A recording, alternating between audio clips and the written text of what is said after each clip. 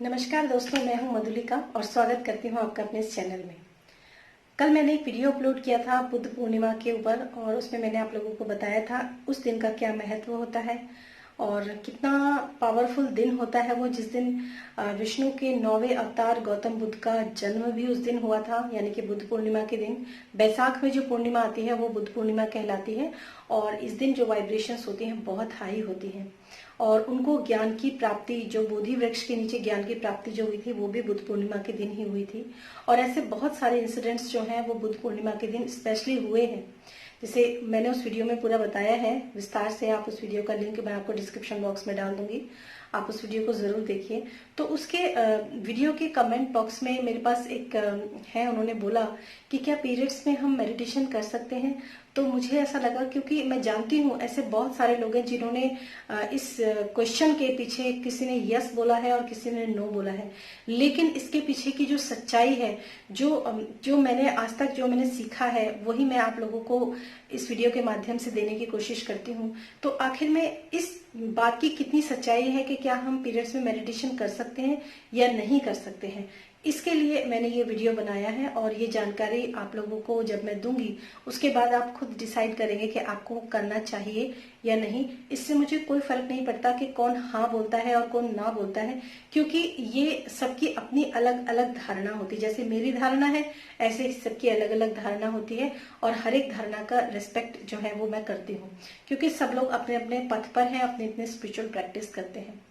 तो बात करते हैं इस बारे में कि क्या पीरियड्स के अंदर मेडिटेशन कर सकते हैं या नहीं। भक्ति, उपासना, पूजा, मेडिटेशन, ध्यान, ये सारी चीजें जो होती हैं, अगर मैं इसको कैटेगराइज करूं तो ये दो कैटेगरी में इक्वली डिवाइडेड होती हैं।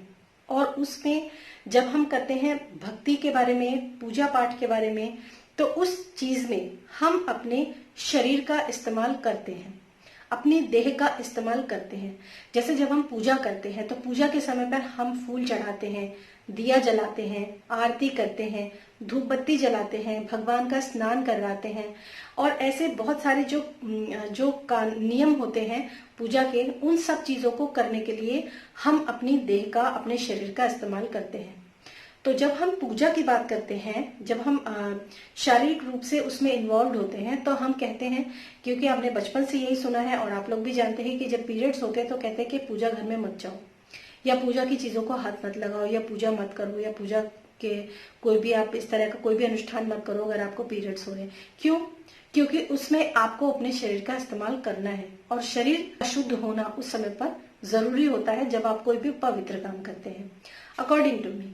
इसके अलावा ये चीजें जो होती हैं कर्मों से भी रिलेटेड होती हैं। इसमें मैं आप लोगों को एक कोई नेक्स्ट वीडियो बताऊंगी, तब मैं आप लोगों को बताऊंगी कि क्या होता है। और बहुत अच्छा, बहुत इंटरेस्टिंग नॉलेज है कि कर्म भी हमारे इसी तरह के होते हैं, जिसमें हमें कुछ कर्म ऐसे होते हैं जिसमें हमें अपने देह का इस्तेमाल करना पड़ता है, अपने शरीर का इस्तेमाल करना पड़ता है, और कुछ कर्म ऐसे होते हैं जो हमें कर्म चुकाने पड़ते हैं जिसमें हमारे सिर्फ मानसिक यानी कि मनस का ही उपयोग होता है। तो बात करते हैं हम मेडिटेशन के बारे में। तो जब हम मेडिटेशन करते हैं, कोई भी स्पिरिचुअल प्रैक्टिस करते हैं, उसमें हम कहीं तक भी किसी भी तरह अपने शरीर का इस्तेमाल नहीं करते हैं। यहाँ तक कि हम ये कहते हैं अपने शरीर को बिल्कुल ढीला छोड़कर आप बिल्कुल शांत उस एक तरफ बैठ जाइए। आपको अपने शरीर को हिलाना डुलाना भी नहीं है, कुछ शारीरिक कोई भी एक्टिविटी आपको नहीं करनी है। आप बिल्कुल शांति से चुपचाप बैठ जाइए जब आपको मेडिटेशन करना, और हिलना भी नहीं है वहां पर। क्यों? क्योंकि उस समय पर हम इस्तेमाल करते हैं अपनी आत्मा का, अपनी सोल का, अपने मन का, अपने विचारों का, अपने इमोशंस का, अपने थॉट्स का। इन सब चीजों का इस्तेमाल हम करते हैं मेडिटेशन के समय पर या किसी भी स्पिरिचुअल प्रैक्टिस के टाइम पे। तो उस समय पर हमारे शरीर का कोई इस्तेमाल नहीं होता। उस समय जरूरी होता है कि हमारे विचार शुद्ध होने चाहिए, हमारा मन शुद्ध होना चाहिए, हमारी आत्मा शुद्ध होनी चाहिए। तो उस समय पर अगर आपको पीरियड्स का ऐसा कोई इशू है तो आप मेडिटेशन कर सकते हैं अकॉर्डिंग टू मी। क्योंकि ये जो पीरियड्स का टाइम होता है, वैसे भी अगर आप इन जनरल भी देखें, जो लोग इस बारे में जानते हैं, तो ये क्लींजिंग का टाइम होता है। और हमारे शरीर की क्लींजिंग कब होती है? जब हमारे अंदर जो है पॉजिटिव एनर्जी जो होती है अच्छे लेवल पर होती है, उसी समय हमारी जो होती है क्लींजिंग होती है। आपने ऐसा कई बार सुना होगा कि किसी को, वैसे तो ये एक, अगर हम साइंस की नजरों में देखें तो किसी को अगर पीरियड्स डिले हो रहे हैं या किसी को हैवी पीरियड्स हो रहे हैं, तो ये सारी चीजें जो होती हैं, ये वैसे तो साइंटिफिकली देखा जाए, मेडिकल साइंस में अगर इन सब चीजों को देखा जाए तो इनके अलग अलग बीमारियों के नाम बताए गए हैं या फिर इनके अलग अलग ट्रीटमेंट्स भी होते हैं। लेकिन कहीं ना कहीं इनका जो लिंक होता है वो हमारे मन से, हमारे विचारों से, इससे भी बहुत ज्यादा ये चीजें रिलेटेड होती हैं।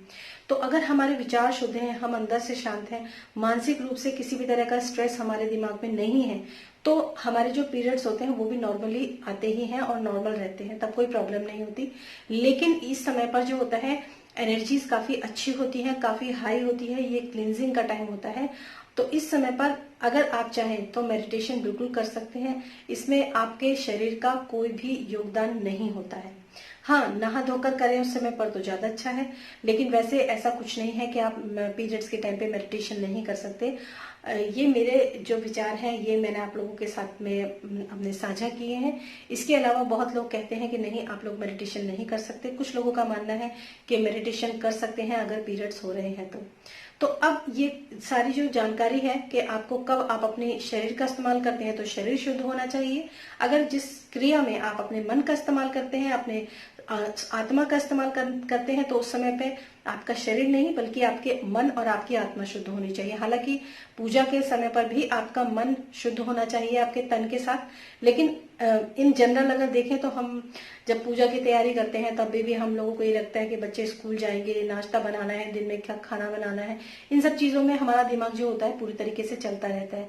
लेकिन जब मेडिटेशन करते हैं तो ये सारी चीजें बिल्कुल भी अलाउड नहीं होती। जब मेडिटेशन करते हैं तो सिर्फ आपको बताया जाता है कि आप सिर्फ अपनी सांस पर ध्यान दीजिए।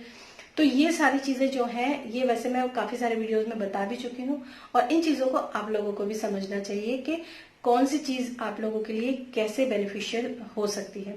तो अब ये फैसला जो है ये आप लोगों के ऊपर है कि आप लोगों को इस समय पर मेडिटेशन करना है या नहीं, क्योंकि मेरे अकॉर्डिंग कर सकते हैं, क्योंकि इस समय पर जरूरी होता है आपकी आत्मा का शुद्ध होना, आपके मन का शुद्ध होना, आपके विचारों का शुद्ध होना, आपके इमोशंस का शुद्ध होना, बजाय इसके कि आपका तन शुद्ध हो। जहां तन की जरूरत है वहां तन की शुद्धि जरूरी है, जहां मन शुद्ध होने की जरूरत है वहां मन की शुद्धि जरूरी है।